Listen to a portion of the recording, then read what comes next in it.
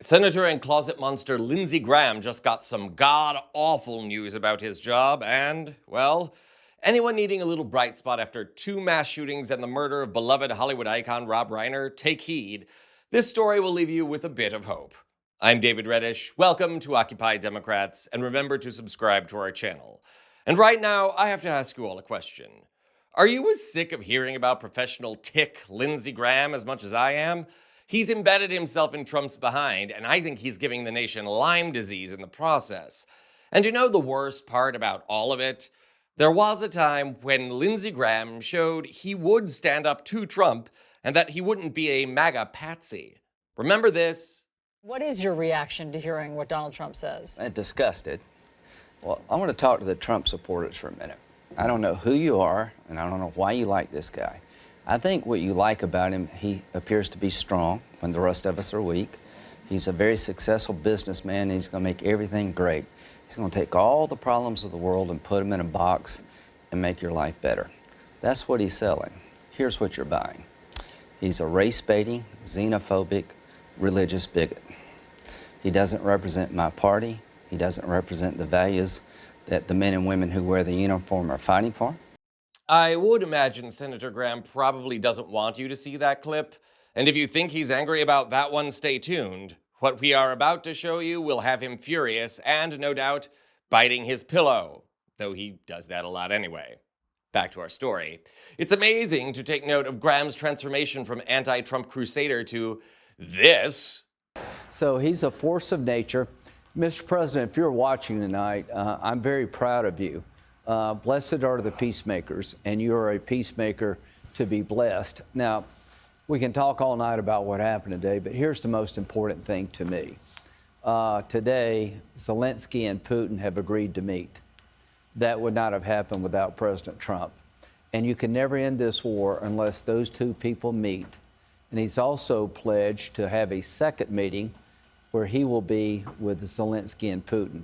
But the idea that Zelensky and Putin are going to meet for the first time since this war started, it gives me some hope we can end it. I just talked to the Finnish president, and you need to have him on his show. He's a good guy. He said it went very, very well today. So let's keep our fingers crossed. Truly awful, isn't it? With his flip on Trump, it doesn't seem like Lindsey Graham came around to loving Trump so much as he saw a craven opportunity to protect his own behind, which he didn't want left out wagging in the wind. Which I'm told he does quite regularly, though not in a political sense. Moving on. Graham's unwavering support of Trump may keep him in the national headlines, but it doesn't endear him to the people of South Carolina who, actually elected him. At the moment, the state is the site of a massive measles outbreak, just 1 week ahead of the busiest travel time of year. What could go wrong? Of course, Graham could have averted this crisis had he not voted to confirm Robert Kennedy Jr. as Secretary of Health and Human Services, who discourages parents from vaccinating their children. And now that kind of judgment is catching up with Lindsey Graham. This weekend, new data from local South Carolina polls dropped a bombshell on Lindsey Graham, who very soon could be looking for a new job. Take a look. Well, new polling suggests the race for U.S. Senate here in South Carolina could be tighter in the upcoming midterms than we've seen in years. A generic Democratic candidate trails Senator Lindsey Graham by just 3 points. And our Cameron Lime spoke with political experts about what these early numbers mean. Cameron?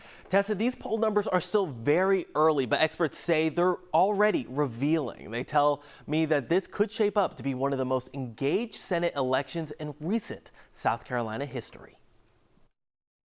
But people are going to follow this and ask hard questions about the people who have entered the races. New public policy poll shows Senator Lindsey Graham leading a generic Democratic candidate by just 3 points. Only 14% of voters surveyed say Graham should be reelected, and 73% say it's time for someone new. Dr. Mark Owens, a political science professor at the Citadel, says the numbers reflect how closely voters are watching this race. Democratic candidate Dr. Annie Andrews says the results show frustration across the political spectrum. And this poll tells us that whether you're a Democrat, a Republican, or an independent, you recognize we need a new voice. The poll also shows Andrews trailing Graham by nearly 8 points.